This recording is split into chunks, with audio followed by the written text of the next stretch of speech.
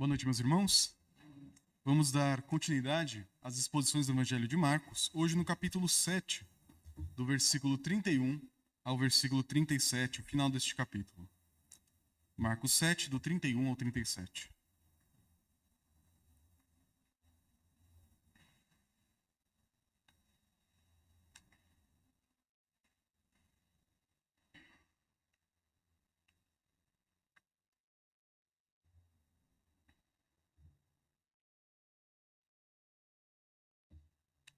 Assim nos diz a palavra de Deus. De novo se retirou das terras de Tiro e foi por Sidom até o mar da Galileia, através do território de Decápolis. Então lhe trouxeram um surdo e gago e lhe suplicaram que impusesse as mãos sobre ele. Jesus, tirando-o da multidão à parte, pôs-lhe os dedos nos ouvidos e lhe tocou a língua com saliva. Depois, erguendo os olhos aos céus, suspirou e disse: Efatá, que quer dizer, abre-te. Abriram-se-lhe os ouvidos, e logo se lhe soltou o empecilho da língua, e falava desembaraçadamente. Mas lhes ordenou que a ninguém o dissessem. Contudo, quanto mais recomendava, tanto mais eles o divulgavam. Maravilhavam-se sobremaneira, dizendo: tudo ele tem feito esplendidamente bem. Não somente faz ouvir os surdos, como falar os mudos. Vamos orar mais uma vez. Senhor, prepara o nosso coração para ouvir a Tua palavra. O Senhor sabe que esse é o meu desejo, é o desejo de cada um aqui, Pai. Nós queremos ter um coração sensível à Tua voz, de tal maneira que ela encontre em nosso coração um lugar para habitar, um lugar para repaginar, para transformar, reformar completamente, para que nosso interior seja transformado e, por consequência, toda a nossa vida também, pela Tua palavra. Nos ajuda, Senhor, a olhar para a Tua palavra, ouvir a Tua palavra, com olhos prontos para ver, ouvidos prontos para ouvir. É o que pedimos em nome de Jesus. Amém. Meus irmãos, se você prestou atenção na liturgia, nos textos lidos, até o presbítero Eliel já deu uma dica, a surdez é um tema recorrente em todos os textos que nós lemos em Isaías. A surdez é um problema aparentemente insolúvel para o homem. Hoje, graças a Deus, temos aparelhos que auxiliam aqueles que têm algum problema na sua audição, mas a surdez absoluta ainda hoje é um problema que não tem solução definitiva. E a surdez é um problema que, apesar de hoje nós termos libras e tanta acessibilidade e tentativas de inclusão que realmente tornam a vida um pouco menos difícil, ainda assim a surdez é um problema difícil de ser enfrentado. Pense, por exemplo, você morando sozinho numa casa sendo surdo. Imagine que o prédio comece a pegar fogo. Talvez você até perceba a vibração. Talvez você até perceba alguma movimentação estranha, talvez pela sua janela. Mas talvez você tenha uma desvantagem muito grande na hora de escapar, por não ouvir os alarmes tocando, por não ouvir as pessoas gritando, pessoas batendo na sua porta. Estar surdo pode ser um problema muito sério e que leva você a muitos outros problemas da sua vida. Ser surdo no mundo de hoje é difícil, apesar de toda a inclusão e acessibilidade. Mas naquela época, na época de Jesus, era ainda pior. Naquela época não existiam, por exemplo, os cegos, uma calçada tátil, um piso tátil. Não existia braille, não existia libras, não existia nada. Existia apenas, em muitos casos, indiferença, descaso, ou, no caso dos mais bondosos, empatia e muito, muito, muito esforço para conseguir incluir e ajudar aqueles que passam por algum tipo de necessidade dessa forma. No texto de hoje, nós encontramos um homem que ele era surdo e a nossa tradução diz gago. Mas a verdade é que esse termo para gago ele é muito difícil de traduzir, só aparece aqui. A ideia é que ele até conseguia falar, ele era apenas surdo. Mas por ser surdo, ele não conseguia se pronunciar de maneira correta. Afinal, ele não se ouvia, não ouvia os outros, como ele conseguiria falar desimpedidamente? Então ele tinha um problema na fala, afinal nunca aprendeu a falar, e também não escutava. E esse homem, então, ele vai ser trazido até o encontro de Jesus. E então nós encontramos o milagre aqui tão conhecido. Mas antes de olharmos para o milagre, esse texto vai nos mostrar algo muito importante sobre Cristo. Há mais do que falar sobre um homem que não escutava, um homem que tinha dificuldades absurdas para falar, nós encontramos mais do que um homem com uma história fascinante, um Jesus com um coração mais fascinante ainda. Se você se lembra bem, desde a semana passada, no sermão do texto anterior, quando falamos sobre a mulher que tinha sua filha endemoniada, uma mulher cirofenícia, nós começamos a ver no versículo 24, Jesus e uma grande empreitada missionária. Ele tinha saído da sua região natal, ali na Galileia, e subido cerca de 55 quilômetros até a região de Tiro, lá na beira do mar Mediterrâneo. Ele foi bem longe para encontrar aquela mulher E as pessoas que lá no capítulo 3 tinham ouvido ele, que vieram lá de longe para ouvir, ele agora vai atrás dessas pessoas para alcançar elas e trazer elas para o reino de Deus. E lá ele tem esse encontro com essa mulher, um encontro maravilhoso e que certamente trouxe muito testemunho. Mas no texto de hoje, encontramos um Jesus que não estava com pressa para voltar para casa. Na verdade, o primeiro versículo do nosso texto de hoje, versículo 31, diz o seguinte: de novo, se retirou das terras de Tiro, onde ele estava, e foi por Sidom até o mar da Galileia, através do território de Decápolis. Para a gente que não conhece aquela região, não enxerga o mapa, talvez a sua Bíblia tenha mapas, você consegue depois perceber o tamanho dessa rota que Jesus fez. O caminho que ele fez não era porque ele queria voltar para Jerusalém, simplesmente. Ele não queria ir para Galileia, Cafarnaum, simplesmente. Ele podia muito bem, imagine aqui comigo o mapa, estou fazendo para vocês, tá? Não para mim. Você tem aqui a região do Mar da Galileia, minha mão. Ele subiu daqui até a beira do Mar Mediterrâneo, 55 quilômetros. Ele quer ir para onde? Cafarnaum. É só fazer isso. O caminho que ele faz, ele vai daqui para cá, desce e vem por toda a terra dos gentios, pela terra dos gregos, Decápolis, 10 cidades gregas que formavam aquela região. E ele então vai chegar em Cafarnaum, por um caminho completamente mais longo, completamente mais difícil e sem nenhuma comunidade judaica para lhe dar apoio. Jesus estava na terra dos gentios, gastando o máximo de tempo possível lá e fazendo o caminho mais longo para encontrar pessoas que ele não encontraria se fizesse a rota dos judeus. Aqui nós encontramos um Jesus missionário. Nós temos que olhar para essas passagens da Bíblia, que aqui na narrativa aparece apenas um detalhe na história, com um profundo peso teológico. Nós somos pessoas que, por vezes, infelizmente na igreja presbiteriana, e isso não é um problema da nossa denominação, é um problema do nosso coração. Por vezes a gente não enxerga as missões, a evangelização como algo importante. A gente valoriza muito o que é importante também, o intelecto, o estar no culto, a escola dominical, o estudo bíblico. Muitas pessoas que chegam na igreja presbiteriana do Brasil, seja aqui em São Paulo, nessa igreja, qualquer igreja do Brasil, costumam dizer: eu vim aqui porque aqui tem a palavra. Aqui se explica a palavra, pedacinho por pedacinho, o pastor é preparado, estuda, gasta a vida estudando, de fato a gente se esforça para isso, para transmitir a palavra com o máximo de fidelidade, com o máximo de profundidade, clareza e aplicabilidade. A área do ensino na Igreja Presbiteriana do Brasil é realmente algo admirável, é uma coisa muito boa que nós temos.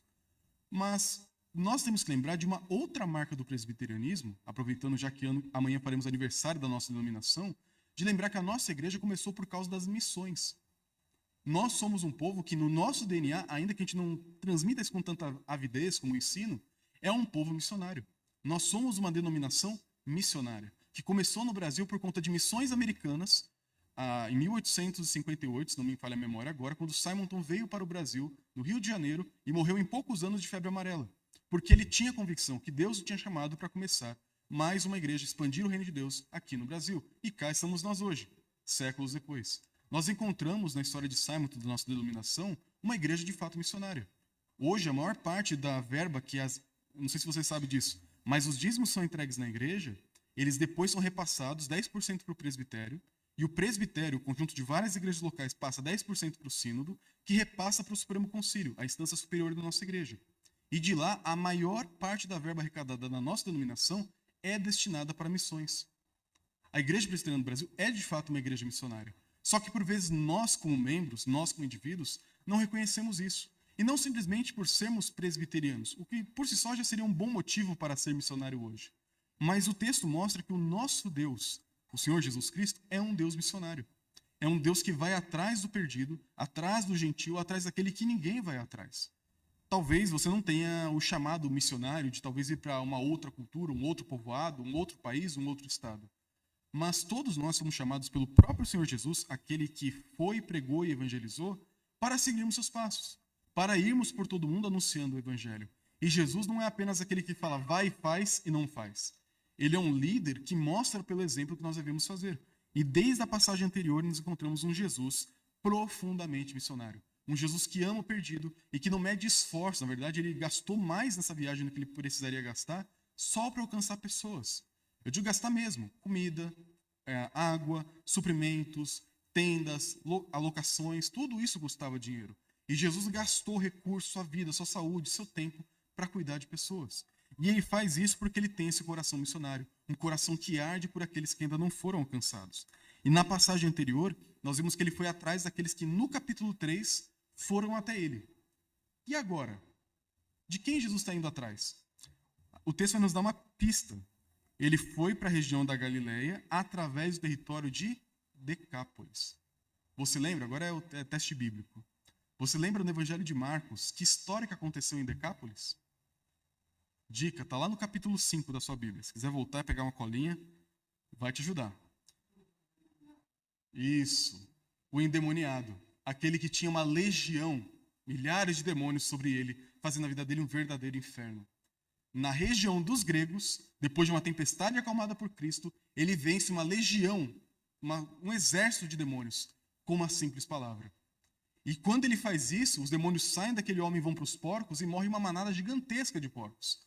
E quando os moradores da região de Decápolis veem aquilo, ao invés de adorar Jesus e ficar maravilhados com o seu poder, o que eles fazem? Meus porcos! Prejuízo! Ao invés de ver a vida daquele homem transformada, viram dinheiro nadando no mar, boiando no mar, no corpo dos seus porcos. E por isso expulsaram Jesus dali. E você lembra como termina a história?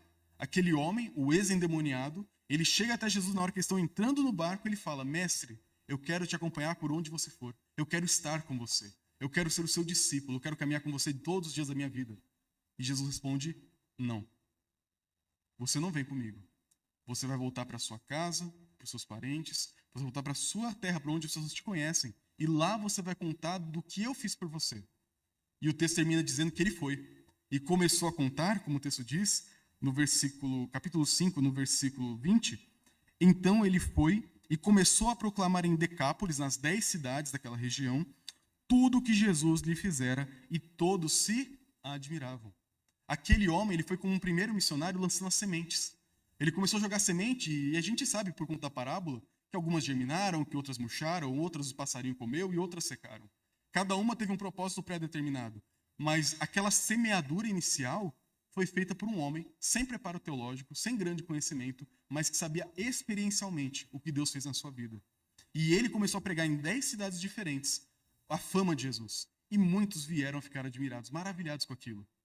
Agora, olhe para o nosso texto de hoje. Agora sim, no capítulo 7, no versículo 32. Você vai entender o porquê que isso aqui está acontecendo. Não é por acaso. Marcos escreve seu livro com coerência. Versículo 32. Então lhe trouxeram um surdo e gago, e lhe suplicaram que impusesse as mãos sobre ele. Então você encontra aqui o Jesus que primeiro enviou o semeador, vindo agora para fazer a colheita. Ele antes enviou um para pregar a palavra, agora está indo lá para recolher, para confirmar a fé dos discípulos. Algo que Paulo imitou no seu ministério. Ele foi para Galácia, ele foi para Corinto, ele foi para Éfeso e começou a pregar e teve que ir embora abruptamente muitas vezes. Mas o que ele fazia depois? Falava nas suas cartas: eu quero voltar para confirmar a fé de vocês, compartilhar um dom espiritual e reforçar o amor que eu tenho por vocês. Isso nos mostra logo de cara qual que é a visão missionária de Deus. Deus não é um Deus do estou me sentindo empolgado, vou lá pregar. Não, talvez nenhum de nós se sinta empolgado a ponto de querer ir pregar. Exige planejamento, exige intencionalidade e pensamento a longo prazo. Jesus primeiro encontrou uma região, ele estabeleceu um marco, a cura daquele homem. A partir daquele momento, ele envia um semeador, que agora vai lançar semente em todas as cidades, preparando pessoas para o reino que está chegando.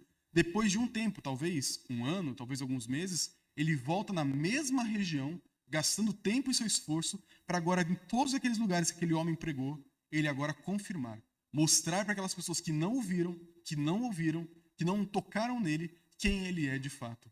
E essa abordagem missionária de Jesus é importante para nós. Isso eu digo para você não ficar pensando: eu nunca vou evangelizar. Eu nunca vou espontaneamente, vou bater na porta do meu vizinho e pregar o evangelho para ele. Se a gente pudesse atualizar nesse sentido o que estava acontecendo ali, nem Jesus faria isso, talvez. Ele não ia simplesmente chegar aleatoriamente e bater numa porta. Jesus planejava suas ações. Ele pensava numa região, ele enviava um trabalhador, ele lançava a sementinha e no tempo certo ele ia desenvolvendo, fortalecendo e confirmando. Nós temos um Deus que planeja as coisas. Basta olhar para a criação, voltaremos a ela no final do texto. Em Gênesis 1 e 2, fala que Deus criou cada coisa no seu devido dia. E não é para fazer uma cronologia para a gente contar a idade da Terra. Não foi para isso que Moisés escreveu os dias da criação. Mas para mostrar que Deus fez tudo organizado. Cada dia tem o seu propósito, cada dia tem o seu efeito, cada dia se cumpre e forma uma obra completa, 7 dias da criação, que simboliza a perfeição divina em tudo que ele fez. Nós temos um Deus perfeito, que planeja, que executa e faz cada coisa ao seu devido tempo, inclusive a vida de Cristo. Paulo fala na carta aos Gálatas, Gálatas 4:4. Deus enviou seu Filho ao mundo, nascido de mulher, nascido debaixo da lei, na plenitude dos tempos, ou seja, na hora certa. Jesus não veio nem antes e nem depois da hora. Ele veio na hora certa, pré-determinada pelo Pai desde toda a eternidade. Nós temos um Deus que se organiza, um Deus que planeja. Por isso que a nossa igreja não envia missionários porque tem vontade no coração de pregar. É necessário um treinamento. É necessário uma ambientação na cultura. Há 2 semanas atrás eu fiz um módulo do mestrado com um colega meu que talvez vá para o Timor-Leste. Eu não sei nem que língua fala no Timor-Leste, eu não sabia nada do Timor-Leste, eu sei que existe. Aí eu falei, como é que é lá? Ele foi contando, e eu falei assim, gente, para um brasileiro ir para lá, é um curso de você ver a vida com os olhos de quem está lá. Aprender a falar a língua de quem está lá do jeito que fala lá. É diferente, é um esforço muito grande, e ele está se preparando há muito e muito tempo. Então, não é de qualquer jeito que as missões são feitas. Nem Jesus fazia assim, sendo Deus. Então, ele mostra para nós aqui esse planejamento, essa intenção. Mas agora, entrando de fato na história do texto, encontramos então aquelas sementinhas que foram lançadas e que começaram a germinar. Nós encontramos aqui um grupo de amigos, um grupo de pessoas que se importavam com um homem surdo e que não conseguia falar. E elas trouxeram ele até Jesus. Talvez naquela época Jesus chegasse na cidade e começasse o burburinho, a fofoca. Todo mundo falou, Jesus chegou, o grande mestre veio, o rabino da Galileia chegou, vamos ouvi-lo. E o surdo não perceberia. Mas um grupo de amigos, tendo sensibilidade, ao invés de querer ser os primeiros da fila, eles abriram mão do tempo de chegar mais rápido em Jesus para alcançar esse homem e levar até Cristo. E perceba o tamanho da fé deles. Eles ouviram falar do quê? Da cura, expulsão do endemoniado. Eles ouviram falar de cura de surdo? Antes disso aqui, tem algum surdo recobrando a sua audição? É inédito. É a primeira vez que isso acontece. Pensa o tamanho da fé daqueles homens. Eles ouviram que Jesus expulsa demônios. Logo, ele pode curar a surdez. Logo, ele pode resolver problemas muito menores do que uma legião de demônios. Perceba o tamanho da fé com um pouquinho só de informação. E essa é a fé verdadeira. Nós, como disse no começo, presbiterianos, amamos o ensino, amamos o estudo. Pelo menos a maior parte de nós gosta. Mas às vezes você não gosta tanto assim. Às vezes é uma pessoa muito prática. Pastor, olha, muito legal esse negócio aí e tal, grego e hebraico, teologia, muito bom. Mas eu quero saber o que eu posso ou não posso fazer da minha vida para agradar o meu Senhor. Tudo bem também. Faz parte da nossa dinâmica na fé isso. O que nós não podemos fazer é reduzir a fé apenas a questões de pode ou não pode, ou, do outro lado, virar uma questão apenas teórica. A nossa fé ela tem que ser fundamentada na verdade, na palavra. Aqueles homens ouviram um homem endemoniado pela sua vida inteira, que praticamente tentava se matar constantemente, que gritava, sofria constantemente, foi liberto com uma palavra. Que dirá uma surdez? A nossa fé hoje, com essa grande nuvem de testemunhas, se a gente pode falar assim, ela deveria ser muito maior. Uma vez eu ouvi um pastor falando assim, a Bíblia diz, no caso, no texto de Mateus, que os discípulos iriam para as aldeias, o texto que a gente pregou um tempo atrás, e eles deveriam expulsar demônios, pregar o evangelho do reino e ressuscitar mortos. Se não me engano, está lá em Mateus 10, se não me engano. Ressuscitar mortos. Deus ressuscita morto hoje em dia? Você já ouviu falar de algum morto que ressuscitou? Eu já ouvi histórias, mas eu nunca vi de perto. E aí, quando a gente fala assim de ressuscitar morto, será que alguém hoje, um cristão, algum de vocês aqui, poderia orar por um morto e esse morto ressuscitar? Talvez você pense assim, não, pastor, aí já é demais. Eu não sou nem apóstolo, não sou nem pastor, eu não sou nem presbítero, não sou nada. Como se isso importasse alguma coisa para o que Deus pode fazer. Cargos e títulos. Mas a gente pensa, não, isso aí é lá para a época dos apóstolos. Jesus falou que nós faríamos coisas maiores do que ele fez. Não que nós seríamos maiores do que ele, mas que nós faríamos muito mais coisas e coisas de maior impacto, talvez, do que ele fez, sinais e maravilhas. Só que a gente olha para o passado e pensa, nossa, muito bonita aquela época. Eu queria viver na época de Jesus. Ver milagres, morto ressuscitando, demônios sendo expulsos. E hoje? Que nós temos, igual essas pessoas, não um pouquinho de informação sobre Jesus, mas a palavra inspirada, que fala claramente do poder de Cristo e sua intenção no mundo hoje. Por que a gente ora tão pouco? Ou a pergunta que aquele pastor fez, por quantos mortos você já orou pedindo para ressuscitar? Não é de se estranhar que a gente nunca tenha visto um ressuscitar também. A gente também não ora para que isso aconteça. A gente não tem fé que isso aconteça. Você já orou para um surdo voltar a escutar? Para um cego voltar a ver? A gente também não arrisca. A gente também não busca fazer aquilo que Jesus chama a gente para fazer. Nós não nos unimos a Ele nessa missão de transformar o mundo no já, com o poder que Ele já inaugurou no passado. É claro que ainda não estamos na plenitude. Ainda nem toda oração vai ser respondida do jeito que desejaríamos. Mas já no agora, o reino já chegou. E coisas desse tipo podem acontecer e vão acontecer dentro da vontade de Deus. O problema é que nós temos uma fé tão pequena, mas tão pequena, que olhamos para textos como esse e falamos assim, nossa, que bonito aquela época, né? Os bons e velhos tempos, quando Deus era vivo e agia no mundo. Hoje em dia, não, no máximo uma dor de cabeça. Que fé é essa? Aqueles irmãos do passado olharam para Jesus e falaram, se ele expulsou o demônio, ele pode curar a surdez. Uma coisa que ninguém no mundo, na história do mundo, jamais fez, ele pode fazer. Se ele expulsou demônios, ele pode curar o nosso amigo. Então levam ele até Jesus e suplicam, imploram que ele imponha as mãos sobre ele. Eles parecem que ouviram falar também o jeito que Jesus expulsava demônios e curava pessoas, com imposição de mãos. Mas Jesus, de novo, não faz o que as pessoas pedem. Ele faz de jeito diferente.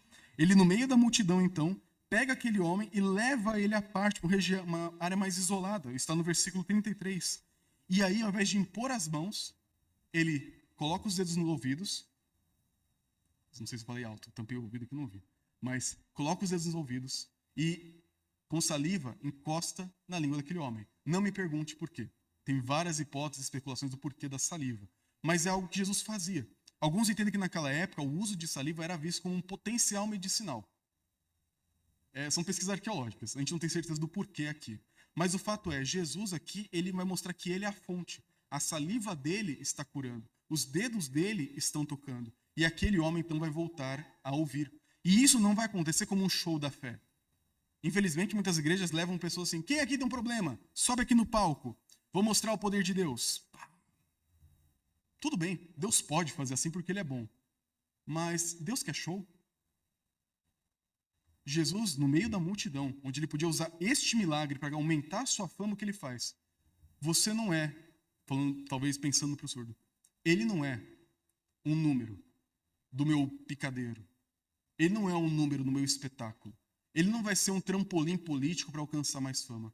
Ele é um ser humano. Eu vou levar ele ali para uma área mais isolada. Simples assim. Pense, Jesus fazendo isso aqui na frente de todo mundo, a fama que ele conseguiria, ia ser maravilhoso. Mas ele se importa tanto com aquele homem, que já é fragilizado por uma vida inteira de sofrimento, leva ele no 1 a 1 e ali ele vai cuidar dele. Porque Jesus não se importa com o palco. Ele não quer conseguir fama de qualquer forma. Ele poderia fazer isso se ele quisesse.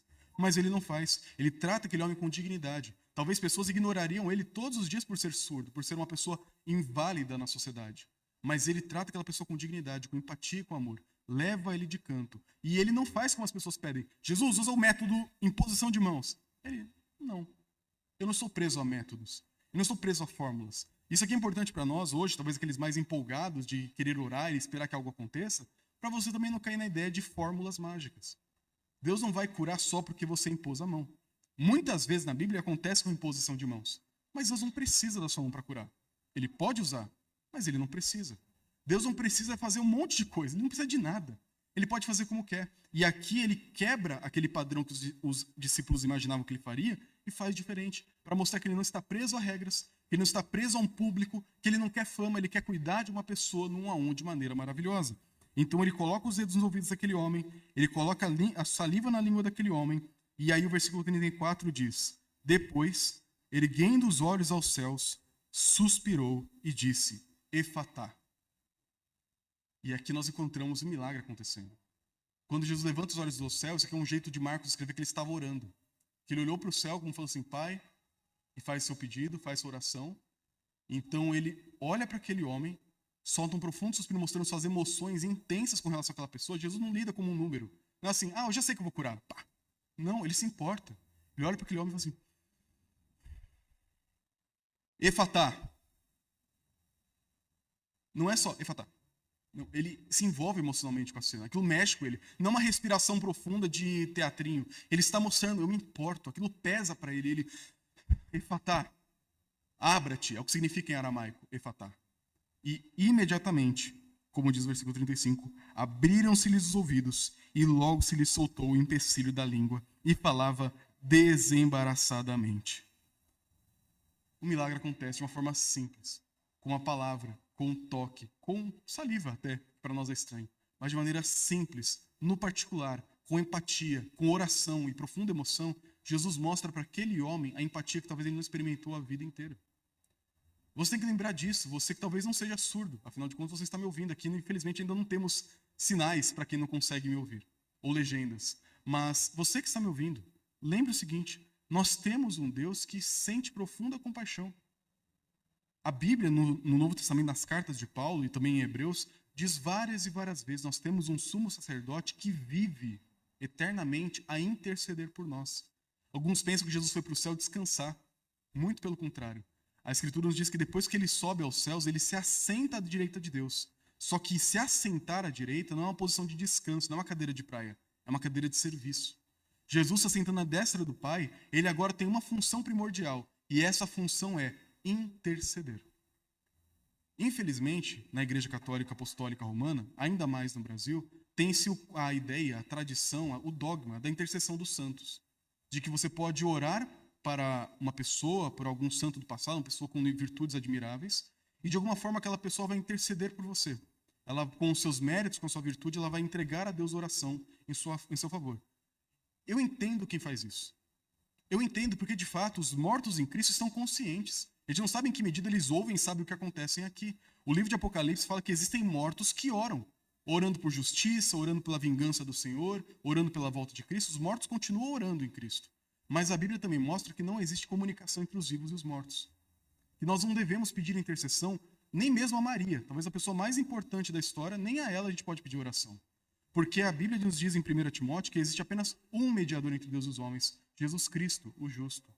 E Jesus, sendo o único que ouve nossas orações, recebe elas e entrega com mãos puras a Deus, ele é o único que de fato faz com que nossas orações, com erros de gramática, com erros de lógica, com erros no coração, sejam aceitos por aquele que é santo, santo, santo. E Jesus intercede pela gente. Ele se importa com você. Ele ora por você. Ele ora por você. Ele ora não apenas de uma maneira mecânica, como uma reza, onde ele tem uma lista infindável de nomes, e que ele fala assim, Senhor, obrigado pelo Gunter, obrigado pela Maíra, obrigado. Não.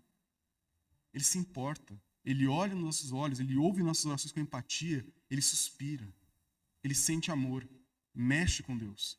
E Jesus intercede por nós de uma maneira perfeita, levando ao Pai todas as orações dos santos, por meio da intercessão, por meio do poder do Espírito Santo. Jesus é um Deus de empatia, um Deus que ouve e cuida de pessoas não como números, não como um percentual celestial, uma tabela, um IBGE do céu. Não, ele se importa com cada um como família. Ele ouve, leva para canto, escuta, suspira e responde. Nós temos um Deus profundamente empático. Jesus mostrou isso para esse homem. Mas mais do que isso, talvez o ponto mais profundo que Marcos coloca aqui nesse texto. Eu peço que você volte sua Bíblia lá em Isaías 35, o texto que lemos na liturgia.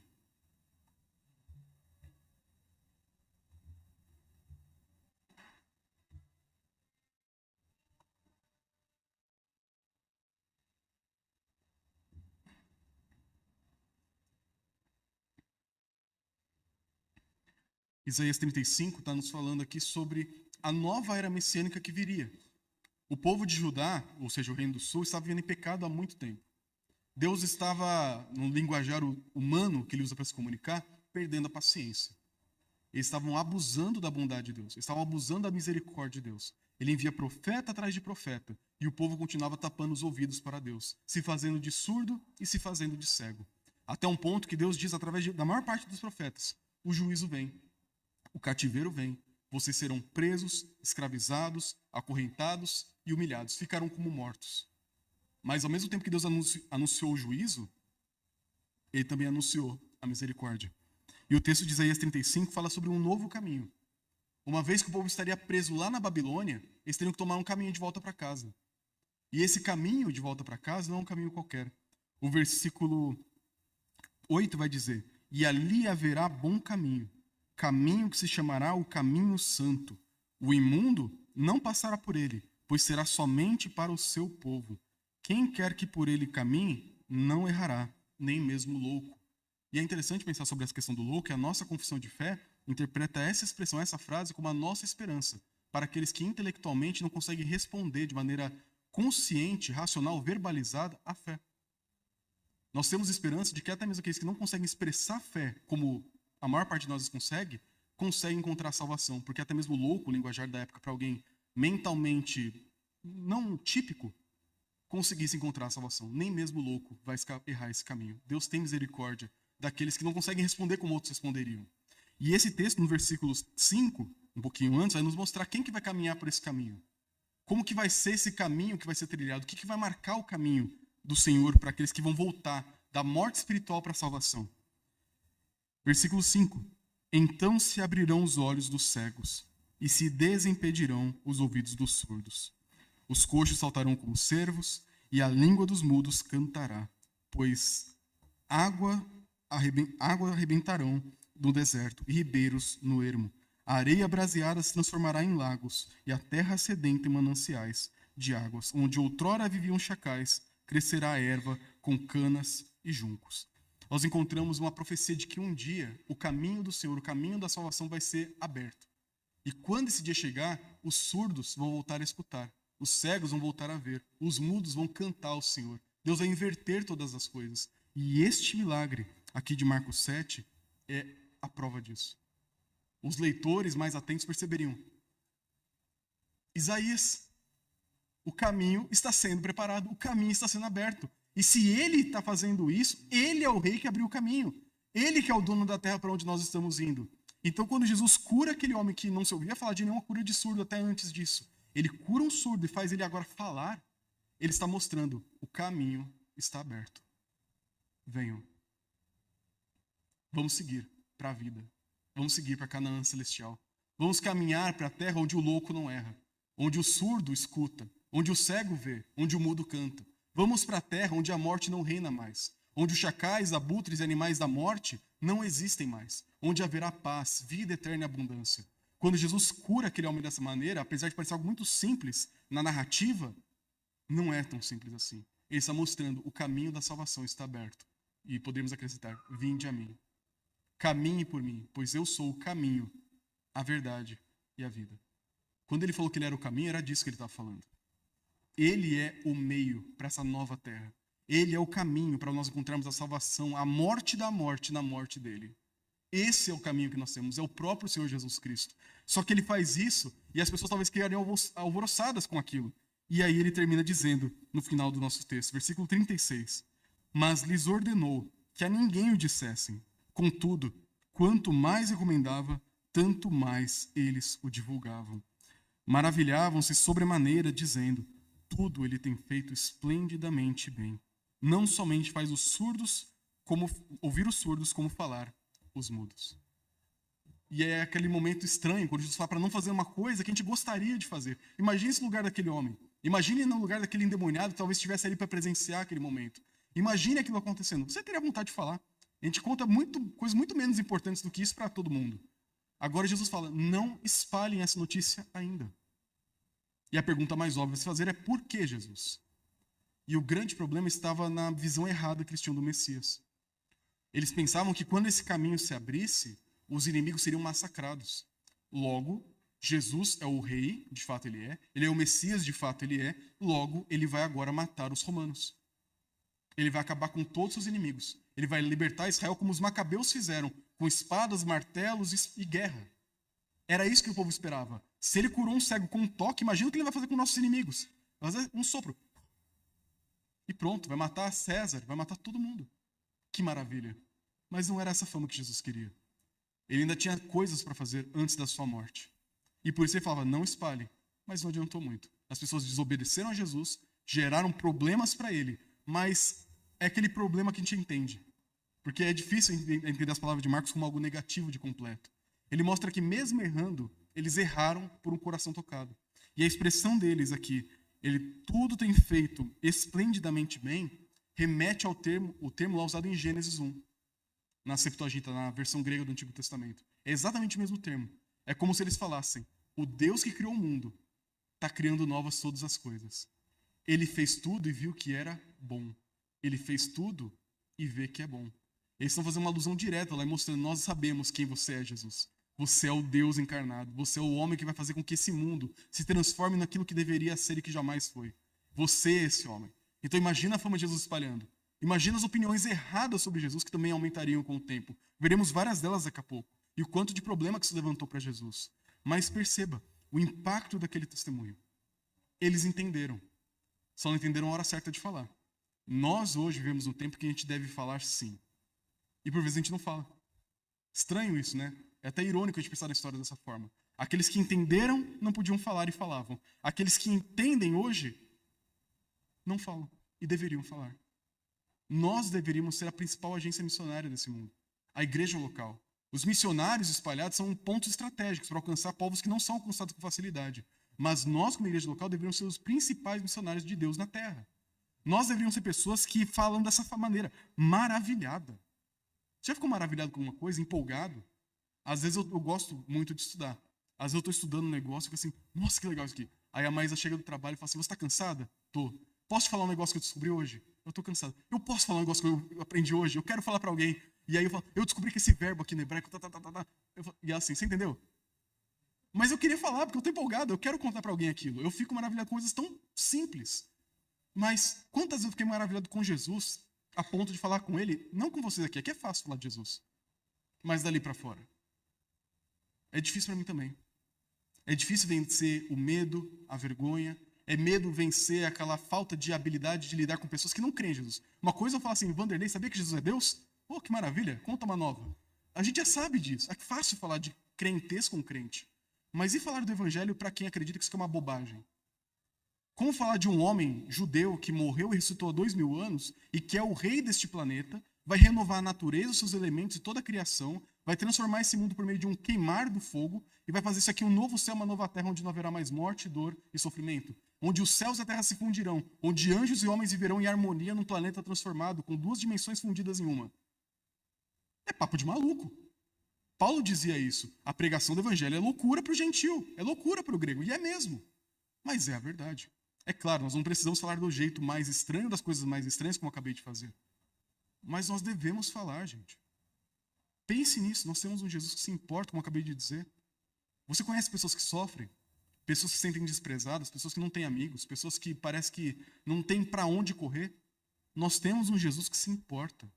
Apresente o melhor amigo para elas. Você encontra uma pessoa sofrendo com uma enfermidade?